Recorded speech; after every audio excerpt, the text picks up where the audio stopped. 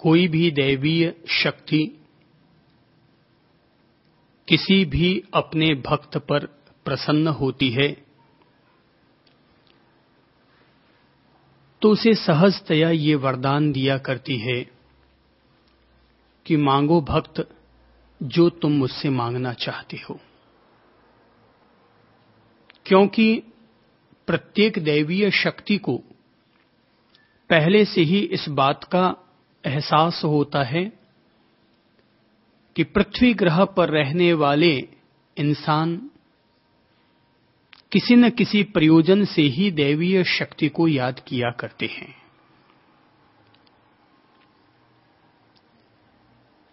नचिकेता को भी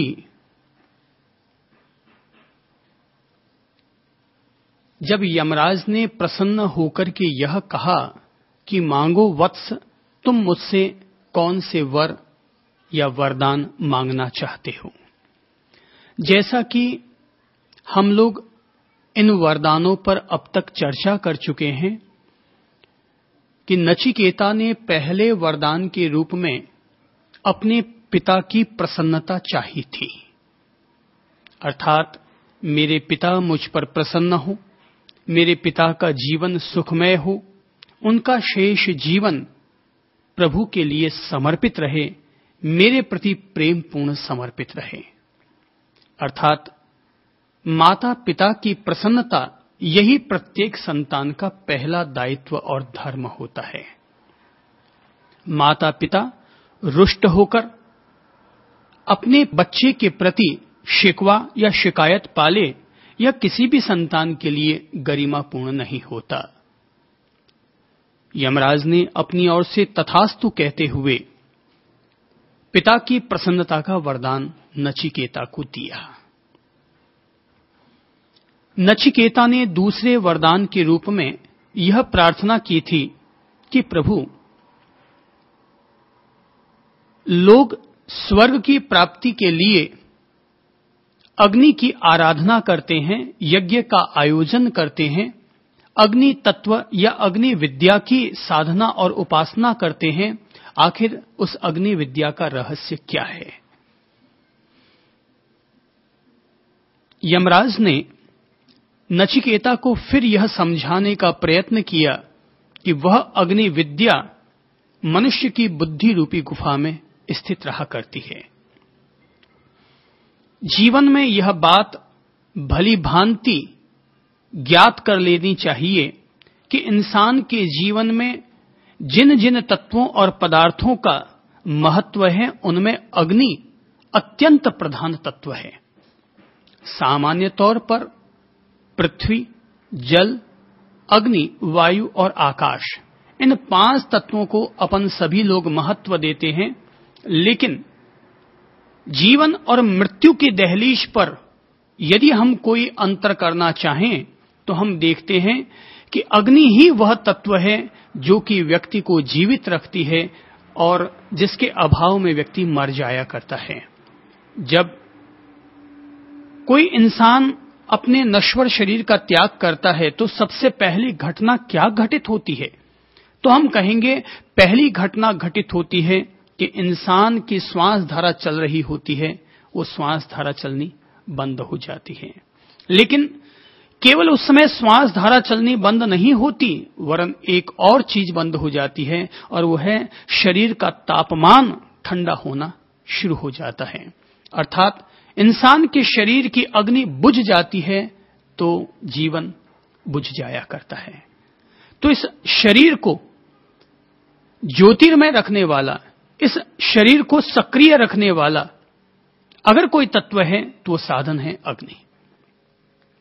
क्या अपन ने कभी इस बात पर गौर किया कि जिस समय हिमालय की कंदराओं में रहने वाले संत महर्षि लोग भी वहां पर गिरने वाली बर्फ के कारण थर्रा उठते हैं, उस समय में भी यदि वे अपने शरीर पर हाथ में हाथ लगाकर देखें तो पाएंगे इस भयंकर ठिठुरती ठंड में भी उनके शरीर का तापमान उष्ण है। अर्थात बर्फ कितनी भी क्यों न गिर जाए, लेकिन इसके बावजूद शरीर की अग्नि को वो बुझा नहीं सकते। बर्फ कितनी भी क्यों न गिर जाए, पर शरीर के अग्नि तत्व को नहीं बुझा सकती। अर्थात अग्नि अर्थात यह वह देवता है, यह वह महाभूत है जो कि अपन सभी प्राणी मात्र के साथ व्याप्त है। अग्नि है तो अपन सब हैं। अग्नि निकल गई, अग्नि बुझ गई, यानी अपन सब बुझ गए। हालांकि कई परंपराएं ऐसी हैं जो मानती हैं कि अग्नि तत्व की उपासना करने से स्वर्ग उपलब्ध होता हो, ऐसा उन्हें नहीं लगता। लेकिन मैं ये तो नहीं जानता कि अग्नि तत्व की उपासना करने से स्वर्ग मिलता है कि नहीं मिलता, पर यह तो अपन सभी लोग भली भांति समझ चुके होंगे कि अग्नि हमारे जीवन का आधार है, शरीर को सक्रिय रखने वाला ईंधन अग्नि है। सच्चाई तो यह है कि दुनिया में जितनी भी चीजें चलित होती है, तो ये सभी चीजें चलित होने के पीछे एक ऊर्जा की भूमिका होती है, एक अग्नि की भूमिका होती है। करंट क्या है? अग्नि है। इंजन कैसे चलता है? अग्नि से। अर्थात पहले मशीन गर्म होती है, अग्नि पैदा होती है, मशीन गर्म हुई और मशीन गर्म होने के कारण भाप बनी, ऊर्जा बनी और गाड़ी वाहन कोई भी चल पड़े। कहते हैं कि जब सृष्टि का जन्म हुआ था तो ईश्वरीय शक्ति ने अपने आप को जिस रूप में भी प्रकट किया होगा, उनमें पहला तत्व अग्नि ही रहा। अर्थात जब धरती पैदा हुई तो यह एक जलता हुआ आग का शोला था। इस तरह से अपन सभी लोगों को पढ़ने में आता है। तो ये धरती जब पैदा हुई तो एक अग्नि का गोला थी या अग्नि का शोला थी, और उसी अग्नि से ही फिर एक एक चीजें बनती चली गई। तो हो सकता है मिट्टी भी रही होगी, पृथ्वी भी रही होगी, जल तत्व भी रहा होगा, लेकिन एक बात तय है, अग्नि भी प्राणी मात्र के कल्याण के लिए जीवन को थामने वाली यह एक विशिष्ट ऊर्जा है। जरा सोचो कि आसमान में सूरज उगता है, अगर धरती पर सूरज ना होता तो? सूरज क्या है? अग्नि का गोला। अगर धरती पर अग्नि ना होती तो क्या होता?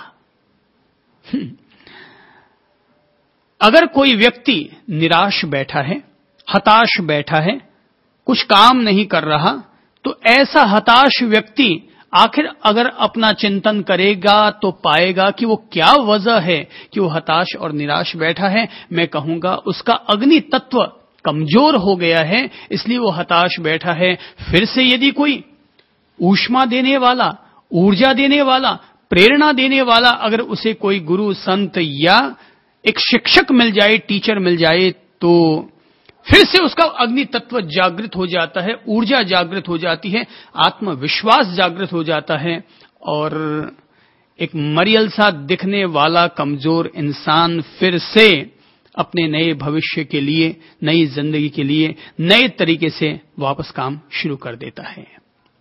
कोई मुझसे पूछे कि आत्मविश्वास क्या है, मनोबल क्या है, तो मैं कहूंगा मन में अग्नि तत्व की प्रधानता होना, इसी का नाम आत्मविश्वास है।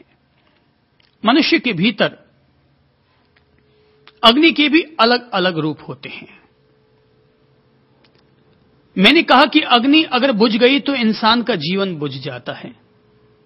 तो नंबर 1 कि इंसान के जीवन के लिए अग्नि तत्व की प्रधानता हुई, क्योंकि वही जीवन को धारण करने वाली आधारभूत ऊर्जा है। दूसरी बात, अब हम देखते हैं अग्नि तत्व का उपयोग हमारे जीवन में कैसे होता है। नंबर 1, हमने देखा होगा कि जब इंसान को गुस्सा आता है तो क्या होता है? आंखें लाल हो जाती हैं। गुस्सा आता है तब अपन क्या देखते हैं अपने भीतर? सांसें तेज चलने लगी हैं। गुस्सा पैदा होता है तो अपन देखते हैं अपने दिमाग का टेम्परेचर बढ़ जाता है, ब्लड प्रेशर बढ़ जाता है। तो ये ब्लड प्रेशर क्या है? ये अग्नि तत्व की प्रधानता हुई। जब इंसान का अग्नि तत्व अधोगामी हो जाता है तो उसी से ही क्रोध पैदा होता है। अथवा जब इंसान के भीतर क्रोध पैदा होता है तो अग्नि अधोगामी बन जाती है।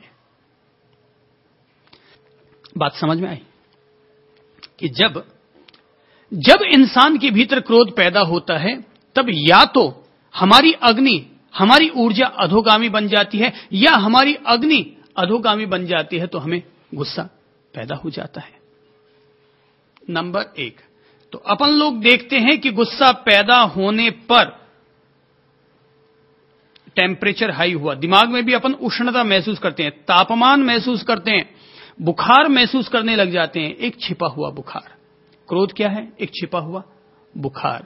जैसे बुखार आने पर अपन सभी लोगों का शरीर तपने लग जाता है, ऐसे ही गुस्सा आने पर अपन लोगों का दिमाग तपने लग जाता है।